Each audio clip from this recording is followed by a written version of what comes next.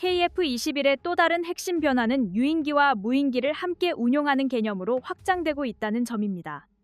전투기가 단독으로 임무를 수행하는 방식에서 벗어나 다수의 무인 자산과 협력하는 구조가 점점 구체화되고 있습니다. 유인기는 전장 상황을 종합적으로 판단하고 지휘하는 역할을 수행하며 무인기는 정찰과 전자전, 공격 임무를 분담하는 방식입니다. 이는 전투 효율을 높이면서 동시에 조종사의 위험 부담을 줄이는 방향으로 이어질 수 있습니다. AI 기반 통제 능력은 이 구조에서 중요한 역할을 수행할 수 있습니다. 다양한 센서에서 수집된 정보를 빠르게 분석하고 우선순위를 판단하는 기능이 적용될 경우 작전 수행 능력이 크게 향상될 수 있습니다. 조종사는 모든 정보를 직접 처리하기보다 AI가 제공하는 분석 결과를 기반으로 결정을 내리는 구조가 형성될 가능성이 높습니다. 이는 복잡한 전장 환경에서도 안정적인 판단을 유지할 수 있게 해주는 요소로 작용합니다. 한국형 로열 윙맨 개념도 이 흐름과 연결됩니다. 유인 전투기를 중심으로 무인기가 편대를 구성해 임무를 수행하는 방식은 미래 공중전의 핵심 개념으로 평가됩니다. KF-21은 이러한 구조를 수용할 수 있는 기반을 갖추고 있으며 향후 관련 기술이 발전할수록 운용 범위도 확대될 수 있습니다. 이는 단순한 기체 성능 향상을 넘어 전투 개념 자체의 변화를 의미합니다. 해외 일부 전투기 사업에서는 유무인 복합 운용을 빠르게 도입하려다 기술 통합에 어려움을 겪은 사례도 존재합니다.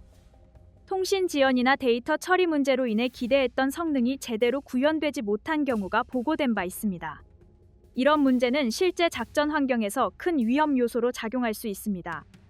기술 완성도가 확보되지 않은 상태에서 운용 개념만 앞서가는 경우 발생할 수 있는 한계를 보여줍니다. KF-21은 단계적인 접근을 통해 이러한 위험을 줄이는 방향으로 발전하고 있습니다. 기존 유인 전투기 운용 능력을 기반으로 점진적으로 무인기 연계를 확대하는 방식입니다. 이는 안정성을 확보하면서도 새로운 기술을 적용할 수 있는 현실적인 접근으로 평가됩니다. 실제 운용 데이터를 기반으로 개선이 이루어질 경우 완성도도 함께 높아질 수 있습니다. 이러한 변화는 한반도 군사 균형에도 영향을 미칠 수 있습니다. 북한 공군은 노후 기체 비중이 높은 구조를 유지하고 있으며 첨단 전투기 도입이 제한적인 상황입니다. 반면 주변국은 최신 전투기 도입과 전력 확장을 지속하고 있습니다. 중국의 제니10과 같은 기체는 스텔스 성능과 장거리 교전 능력을 기반으로 전력 우위를 확보하려는 방향을 보여주고 있습니다. 일본의 F2 역시 지속적인 개량을 통해 성능을 유지하고 있습니다. 이런 환경에서 KF-21 전력화는 공군 전력 구조를 재편하는 요소로 작용합니다. 노후 기체를 대체하면서 전반적인 전투 효율이 향상될 수 있습니다. 동시에 다양한 임무를 수행할 수 있는 다목적 전투기로서 운용 유연성이 확보됩니다. 이는 단순한 전력 증가가 아니라 전체 작전 구조를 변화시키는 요소로 볼 수 있습니다. 좋은 사례로는 KF-21이 기존 전력과 함께 운용되면서 역할을 분담하는 방식이 있습니다. F-35가 스텔스 임무를 수행하고 KF-21이 다목적 임무를 담당하는 구조는 효율적인 전력 운용 방식으로 평가됩니다. 서로 다른 특성을 가진 전력이 결합될 때 전체 전투력이 극대화될 수 있습니다. 결과적으로 KF-21은 소재 자립과 미래 전투 개념, 그리고 군사 균형 변화까지 연결되는 복합적인 의미를 가지는 전투기로 평가됩니다. 기술 축적과 운용 개념 변화가 동시에 이루어지고 있으며 이는 장기적인 전력 발전 방향에도 영향을 미칠 수 있는 요소로 작용하고 있습니다. KF-21 개발 과정에서 가장 눈에 띄는 변화 중 하나는 소재와 부품 자립 수준의 상승입니다. 전투기는 단순한 기체 조립이 아니라 수많은 첨단 소재와 정밀 부품이 결합된 구조로 이루어져 있습니다. 이 가운데 탄소 복합 소재는 기체 경량화와 강도 확보를 동시에 달성하는 핵심 요소로 작용합니다. 국내에서 이 소재를 자체적으로 개발하고 적용할 수 있는 능력을 확보했다는 점은 기술 수준을 판단하는 중요한 기준으로 볼 수 있습니다. 무게를 줄이면서도 구조 강도를 유지하는 기술은 기동성과 생존성을 동시에 향상시키는 요소로 작용합니다. 동시에 레이더 반사 특성을 고려한 설계까지 반영되면서 소재 기술이 단순 구조를 넘어 작전 성능과도 직접 연결되고 있습니다. 열처리 금속과 내열 코팅 기술 역시 중요한 역할을 수행합니다. 고속 비행과 고온 환경에서 기체를 안정적으로 유지하기 위해서는 소재의 내구성이 확보되어야 합니다. 국내 기업들이 이 영역에서 기술을 축적하면서 단순 부품 공급을 넘어 핵심 구성 요소를 직접 제작할 수 있는 단계로 발전하고 있습니다. 이는 유지 보수 과정에서도 큰 장점으로 작용합니다. 부품을 외부에서 조달하지 않고 자체적으로 대응할 수 있다는 점은 작전 지속 능력과 직결되는 요소입니다. 특히 반복적인 정비 과정에서 부품 수급 지연이 줄어들면 전력 가용률 유지에도 긍정적인 영향을 줄 수 있습니다. 중소기업 참여 확대는 또 다른 의미를 가집니다. KF21 개발에는 수백 개에 가까운 국내 기업이 참여하면서 산업 생태계가 함께 성장하는 구조가 형성되었습니다. 특정 대기업 중심이 아니라 다양한 기업이 역할을 분담하는 방식이 적용되면서 기술 분산과 축적이 동시에 이루어지고 있습니다. 이 과정에서 중소기업의 기술 수준도 빠르게 향상되고 있으며 이는 향후 다른 항공 사업에도 활용될 수 있는 기반으로 이어집니다. 부품 단위의 기술이 점차 고도화되면서 기업 간 협력 구조도 더욱 정교해지고 있습니다. 단일 사업이 산업 전반을 끌어올리는 구조로 작용하고 있다는 점이 중요한 특징입니다. 해외 전투기 개발 사례에서는 핵심 소재를 외부에 의존하면서 문제가 발생한 경우도 존재합니다. 특정 소재 공급이 제한되거나 가격이 급등하면서 생산 일정이 지연된 사례가 보고된 바 있습니다. 일부 국가에서는 부품 수급 문제로 인해 운용 가용률이 낮아지는 상황도 발생했습니다. 공급망이 외부 변수에 크게 영향을 받는 구조에서는 장기적인 전력 유지가 어려워질 수 있습니다. 이런 사례는 소재와 부품 자립이 단순한 기술 문제가 아니라 전략적 요소라는 점을 보여줍니다. KF21은 이런 위험 요소를 줄이기 위해 국내 공급망을 강화하는 방향으로 개발이 진행되었습니다. 주요 소재와 부품을 국내에서 조달할 수 있는 구조가 마련되면서 외부 환경 변화에 대한 대응력이 높아지고 있습니다. 이는 장기적인 운용 안정성을 확보하는 데 중요한 역할을 합니다. 동시에 기술 축적이 반복되면서 후속 개량과 성능 개선도 보다 빠르게 이루어질 수 있는 기반이 형성되고 있습니다. 자체 기술을 기반으로 한 개선 작업이 가능해진다는 점은 향후 발전 속도에도 직접적인 영향을 줄 수 있습니다. 이와 같은 흐름은 단순한 전투기 개발을 넘어 국가기술 경쟁력 강화로 이어지고 있습니다. 소재 기술과 부품 제작 능력이 축적될수록 다양한 산업 분야로 확장될 가능성이 높습니다. 항공 분야에서 확보된 기술은 우주 산업이나 첨단 제조 분야로도 연결될 수 있습니다. KF21은 그 중심에서 국내 기술 자립 수준을 한 단계 끌어올리는 역할을 수행하고 있습니다. 결과적으로 전투기 한 기종의 개발이 아니라 산업 전반의 구조를 변화시키는 계기로 작용하고 있으며 장기적으로는 기술 독립 기반을 더욱 공고히 하는 방향으로 이어질 수 있습니다. 해외 방산 뉴스통신에서 KF21 보람의 전투기 프로그램이 두 번째 양산 배치 계약을 확보했다는 보도가 나오면서 사업의 지속성과 생산 안정성에 대한 국제적 관심이 높아지고 있습니다. 보도에 따르면 2032년까지 약 100대 규모의 전투기를 순차적으로 공급하는 중장기 계획이 재확인되었으며 이는 단발성 생산이 아닌 안정적인 전력화 로드맵이 유지되고 있음을 보여주는 대목입니다. 전투기 개발 사업에서 양산 물량의 연속성은 기술적 완성도만큼이나 중요한 지표로 평가됩니다. 일정한 생산 흐름이 확보되어야 인력과 설비 협력업체 생태계가 안정적으로 유지되기 때문입니다. 특히 첨단 전투기 사업은 국가 차원의 전략 산업으로 분류되기 때문에 단기간 성과보다 장기적 지속 가능성이 더욱 중요하게 작용합니다. 2차 양산 물량 확보는 단순히 숫자 증가 이상의 의미를 가집니다. 초기 양산 단계에서 축적된 제작 경험과 시험 운용 데이터를 반영해 품질과 생산 효율을 동시에 끌어올릴 수 있는 기회가 되기 때문입니다. 항공기 제작은 수천 개의 부품과 정밀 가공 공정이 맞물려 완성되는 고난도 산업입니다. 일정 규모 이상의 연속 생산이 이어질 때 공정 표준화와 품질 안정성이 빠르게 정착됩니다. 작업자의 숙련도 역시 생산 반복을 통해 향상되며 이는 곧 불량률 감소와 정비 편의성 개선으로 이어집니다. 이러한 구조는 납기 준수 능력을 강화하고 향후 수출 협상에서 신뢰도를 높이는 중요한 기반이 됩니다. 실제로 해외 바이어들은 성능 수치뿐 아니라 생산 이력과 납품 안정성을 매우 중요하게 평가합니다. 한국 항공우주 산업을 중심으로 한 국내 생산 체계는 이미 시제기 제작과 초도 양산 준비 과정을 통해 상당한 경험을 축적했습니다. 비행 시험 과정에서 축적된 데이터는 설계 보완과 공정 개선에 반영되었고 생산 라인은 점차 안정적인 리듬을 갖추고 있습니다. 여기에 2차 양산 물량이 더해지면 협력업체들의 투자 여건도 한층 안정됩니다. 항공 구조물 제작업체, 전자장비 공급기업, 엔진 관련 정비기업 등 수많은 참여 기업들이 장기 계획을 세울 수 있게 됩니다. 방산 산업에서 중장기 물량 보장은 연구개발과 설비 투자를 유도하는 핵심 요인입니다. 이는 곧 기술 축적과 인력 양성으로 이어지며 청년 기술 인력 유입과 전문 인력의 장기 근속 환경 조성에도 긍정적인 영향을 줍니다. 해외 전투기 사업 사례를 보면 생산 물량 축소나 일정 불확실성으로 인해 단가 상승과 사업 지연이 발생한 경우가 적지 않습니다. 일부 기종은 초기 주문 감소로 인해 생산 라인이 일시적으로 조정되면서 비용 구조가 불안정해졌고, 이는 도입국의 추가 부담으로 이어졌습니다. 또 다른 사례에서는 개발 지연과 예산 문제로 양산 속도가 계획 대비 크게 낮아지면서 전력 공백이 우려되기도 했습니다. 일정이 흔들리면 협력업체 이탈과 숙련 인력 분산이 발생하고, 이는 다시 품질 관리 부담으로 연결됩니다. 이러한 경험은 전투기 사업에서 지속적인 생산 계획의 중요성을 분명하게 보여줍니다. 안정된 물량 확보가 곧 사업 신뢰도를 지탱하는 핵심 요소임을 여러 국제 사례가 증명하고 있습니다. KF-21 프로그램은 2032년까지 약 100대 규모 공급 계획을 유지함으로써 안정적인 전력화 일정을 제시하고 있습니다. 이는 공군 전력 구조 개편과도 긴밀히 연결됩니다.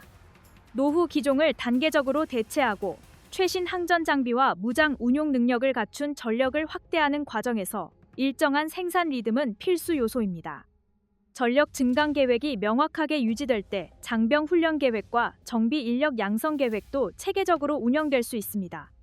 조종사 전환 훈련과 정비 교범 정립 역시 양산 일정과 맞물려 진행되기 때문에 연속 생산은 단순한 공장 가동 이상의 전략적 의미를 갖습니다. 또한 연속 생산은 성능 개량을 병행하기에 유리한 환경을 제공합니다. 초도 양산 기체에서 확인된 개선 사항을 후속 생산 기체에 반영하면서 점진적인 성능 향상이 가능합니다. 항전 소프트웨어 업그레이드, 무장 통합 범위 확대, 정비 접근성 개선 등 다양한 요소가 생산 과정 속에서 자연스럽게 발전합니다. 이러한 구조는 전력의 질적 향상을 꾸준히 이끌어냅니다. 해외 도입 기체의 경우 개량 승인과 부품 확보 문제로 일정 조정이 필요한 사례가 있었던 점을 고려하면 자국 주도의 생산과 개량 병행 체계는 상당한 강점으로 작용합니다. 운용 부대의 요구 사항이 신속히 반영될 수 있다는 점은 실전 운용 효율을 높이는 중요한 요소입니다. 2차 양산 계약 확보는 KF-21이 일회성 개발 프로젝트가 아닌 장기 운용을 전제로 한 핵심 전력 사업임을 재확인하는 신호입니다. 개발 시험 양산 개량이 하나의 흐름으로 연결되어 안정 단계에 접어들고 있습니다. 국산 단거리 공대공 유도탄 개발이 본격화되면서 KF-21 보라매의 전력 완성도는 한 단계 더 높아질 전망입니다. 전투기의 가치는 기체 자체의 비행 성능과 더불어 어떤 무장을 얼마나 효과적으로 운용할 수 있는지에 따라 구체적으로 드러납니다. 특히 단거리 공대공 미사일은 근접 교전에서 승패를 좌우하는 핵심 무기입니다. 적기의 급격한 선회와 상승, 급강하 기동을 따라잡고 조종사의 시야 밖 각도에서도 표적을 포착해 교전할 수 있는 능력이 요구됩니다. 현대 공중전에서는 짧은 시간 안에 상황을 판단하고 즉각 발사 결정을 내려야 하므로 탐색기 반응 속도와 기체 연동 소프트웨어의 정밀한 조율이 필수적입니다. 이 두 요소가 유기적으로 연결될 때 비로소 실전에서 신뢰할 수 있는 교전 능력이 확보됩니다. 이번 개발은 기체와 무장을 동시에 고려하는 통합 접근이라는 점에서 주목할 만합니다. 방위사업청이 주관하고 한국항공우주산업, LIG 넥스원이 참여하는 구조는 설계 단계에서부터 긴밀한 협업을 가능하게 합니다. 기체의 임무 컴퓨터와 유도탄의 신호 처리 장치, 표적 데이터 전송 경로가 자연스럽게 연결되도록 구성하면 교전 반응 속도와 명중 확률을 동시에 끌어올릴 수 있습니다. 단순히 발사 인터페이스를 맞추는 수준이 아니라 센서 정보 공유와 표적 추적 데이터를 실시간으로 교환하는 구조를 설계하는 과정 자체가 기술 축적의 기회가 됩니다. 이러한 통합 개발 경험은 향후 중거리 장거리 무장 통합이나 차세대 공중 무기 개발에서도 중요한 자산으로 작용할 수 있습니다. 해외 전투기 사업에서는 기체와 무장 개발 일정이 엇갈려 통합이 지연되는 사례도 적지 않습니다. 기체는 실전 배치되었지만 핵심 무장이 완전 통합되지 않아 제한적 운용에 머무르는 경우가 있었습니다. 이로 인해 도입국은 추가 예산을 투입해 소프트웨어 개량과 시험을 반복해야 했고 계획된 전력화 일정이 조정되는 상황도 발생했습니다. 무장 통합이 늦어질 경우 공군 전력 운용에 공백이 생길 수 있으며 이는 안보 환경이 긴박한 국가들에게 상당한 부담이 됩니다. 이런 사례는 기체와 무장을 동시에 준비하는 전략이 왜 중요한지 분명하게 보여줍니다. 설계 단계에서부터 통합을 전제로 접근하는 방식은 위험 요소를 사전에 줄이는 효과를 가집니다. 국산 단거리 공대공 유도탄이 성공적으로 개발되면 KF-21은 자국 기술 기반의 근거리, 중거리 공대공 무장 구성을 모두 확보하게 됩니다. 이는 전력 운용의 자율성을 크게 높이는 요소입니다. 무장 성능 개량이나 소프트웨어 업데이트가 필요할 때 해외 승인 절차에 의존하지 않고 자체적으로 추진할 수 있는 여지가 생깁니다. 또한 특정 무장 공급 상황에 따라 운용이 제한되는 위험도 줄어듭니다. 수출 협상에서도 무장 선택권을 유연하게 제시할 수 있어 다양한 국가의 요구 조건에 맞춘 제한이 가능해집니다. 기체와 무장을 함께 제시할 수 있는 능력은 협상에서 중요한 신뢰 요소로 작용합니다. 산업적 파급 효과도 상당합니다. 고성능 적외선 탐색기 개발은 센서 기술과 영상 처리 기술 발전으로 이어지며 추진기관 연구는 고에너지 추진제와 연소 제어 기술 축적을 동반합니다. 정밀 유도 알고리즘과 비행 제어 기술은 향후 무인 전투기 탑재 무기나 공대지 정밀 유도 무기 개발에도 활용될 수 있습니다. 연구 개발 과정에서 양성되는 전문 인력은 항공 유도 무기 분야의 핵심 자산으로 남습니다. 단거리 공대공 유도탄 한 사업이 국내 유도무기 산업 전반의 기술 수준을 끌어올리는 계기가 될 가능성이 큽니다. KF-21은 이미 시험 비행과 무장 분리 시험을 통해 기체 구조 안정성과 무장 운용 기초 능력을 입증해 왔습니다. 여기에 국산 단거리 공대공 유도탄까지 더해지면 기체와 무장이 모두 국내 기술로 구성된 공중 전력이 완성 단계에 가까워집니다. 국제 방산 시장에서 자국 기술 기반의 전투기와 유도탄을 동시에 제시할 수 있는 국가는 제한적입니다. 한국이 그 대열에 합류하고 있다는 사실은 항공 방산 역량이 축적의 단계를 지나 성숙 단계로 향하고 있음을 보여줍니다. 이는 단순한 상징을 넘어 실제 협상력과 신뢰도로 연결될 수 있는 요소입니다. 최근 방위사업청이 KF-21 탑재용 국산 단거리 공대공 유도탄 개발 사업에 공식 착수했다는 소식이 전해지면서 국내 항공 유도무기 업계 전반이 크게 주목받고 있습니다. 이번 사업은 약 7년에 걸쳐 총 4,359억 원이 투입되는 중장기 연구개발 과제로 단순한 무기 하나의 개발을 넘어 한국형 전투기와 한국형 공대공 유도탄을 하나의 완결된 공중 전력 구성으로 묶겠다는 의미를 담고 있습니다. 지금까지 공대공 무장의 상당 부분을 해외 도입에 의존해온 구조를 점진적으로 개선하고 기체와 무장을 동시에 설계 통합하는 단계로 진입했다는 점에서 전략적 가치가 큽니다. 전투기 개발 경험이 축적된 시점에서 핵심 무장까지 자체 기술로 확보하겠다는 결정은 국내 항공 방산 역량이 일정 수준에 도달했음을 보여주는 신호로 해석됩니다. 이번 사업에는 한국항공우주산업과 LIG 넥스원 등 국내 대표 방산 기업들이 참여합니다.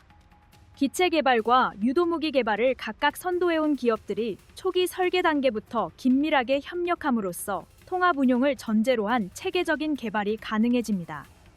단거리 공대공 미사일은 근접 공중전 상황에서 적기를 신속하게 포착하고 고기동 환경에서도 목표를 놓치지 않아야 합니다. 조종사의 헬멧 조준 장치와 연동되어 시선 방향으로 즉각적인 교전이 가능해야 하며 짧은 시간 안에 발사와 유도가 이루어져야 합니다. 이러한 요구 조건을 기체의 항전 장비 구성과 함께 고려해 설계할 수 있다는 점은 성능 최적화와 운용 효율 측면에서 매우 큰 강점으로 작용합니다. 공대공 유도탄은 단순한 추진기관과 탄두 조합으로 완성되지 않습니다. 고성능 적외선 탐색기, 정교한 신호 처리 알고리즘, 전자전 환경에서의 내성, 급격한 기동 상황에서도 안정적인 비행 제어 능력까지 모두 갖춰져야 실전에서 신뢰를 얻을 수 있습니다. 최근 공중전 환경은 전자방해와 기만 수단이 고도화되면서 표적 식별과 추적 기술의 정밀도가 더욱 중요해졌습니다. 이러한 조건을 충족하기 위해서는 탐색기 감도 향상, 영상 처리 기술 고도화, 목표물과 배경을 구분하는 알고리즘 개선이 필수적입니다. 국산 단거리 공대공 유도탄 개발은 이러한 최신 전장 환경을 반영해 설계 단계에서부터 국내 기술을 적극 적용할 수 있다는 점에서 의미가 큽니다. 개발 과정에서 축적되는 데이터와 경험은 향후 성능 개량에도 직접적인 자산이 됩니다. KF-21 보라매는 이미 시험 비행 과정에서 중거리 공대공 미사일 분리 시험을 성공적으로 수행하며 기본적인 무장 운용 능력을 입증한 바 있습니다. 기체의 비행 안정성과 무장 분리 안전성이 확인되었다는 점은 향후 다양한 무장 통합의 기반이 됩니다. 여기에 국산 단거리 유도탄까지 통합될 경우 근거리와 중거리 교전 능력을 모두 자국 기술로 구성하는 구조가 완성됩니다. 이는 전투기 전력의 자율성을 크게 높이는 요소입니다. 무장 선택과 개량 일정이 외부 변수에 크게 좌우되지 않는 환경을 조성할 수 있기 때문입니다. 해외 사례를 살펴보면 일부 전투기 도입국들은 특정 무장에 대한 수출 통제나 기술 제한으로 인해 운용 선택권이 제한되는 상황을 경험했습니다. 국제 정세 변화에 따라 무장 공급 일정이 조정되거나 개량 승인 절차가 복잡해져 전력 운용에 부담이 생긴 경우도 있었습니다. 이러한 사례는 기체 성능과 별도로 무장 자립의 중요성을 분명히 보여줍니다. 전투기는 기체와 무장이 결합되어야 완전한 전력이 되며 무장 통합의 주도권을 확보하는 것은 곧 전력 운용의 주도권을 확보하는 것과 직결됩니다. 국산 단거리 공대공 유도탄 개발은 하나의 무기를 추가하는 사업 차원을 넘어섭니다. 기체 설계와 무장 통합 능력을 동시에 축적하는 과정이며 항전 장비와 유도무기 간의 데이터 연동 기술을 심화하는 기회이기도 합니다. 향후 개량형 개발과 수출 협상에서도 중요한 협상 자산으로 작용할 수 있습니다. 구매국 입장에서는 자국 요구 조건에 맞춘 무장 구성을 제시받을 수 있는 전투기에 더 높은 관심을 보일 가능성이 큽니다. KF-21이 자국산 무장을 기본 옵션으로 탑재한 완성형 전력으로 제한될 수 있다는 점은 수출 경쟁력 강화로 이어질 여지가 충분합니다. 이러한 사업은 국내 유도무기 기술 축적 측면에서도 상당한 의미를 지닙니다. 적외선 탐색기 기술, 신호 처리 기술, 고기동 제어 알고리즘은 향후 다른 공중 무기 개발에도 직접적으로 활용될 수 있습니다. 기술이 누적되면 차세대 공대공 미사일, 공대지 정밀 유도무기, 무인 전투기 탑재 무기와의 연계 개발로 확장될 가능성도 커집니다. 한 사업에서 확보한 핵심 기술이 여러 분야로 파급되는 구조가 형성되면 산업 전반의 경쟁력이 자연스럽게 강화됩니다.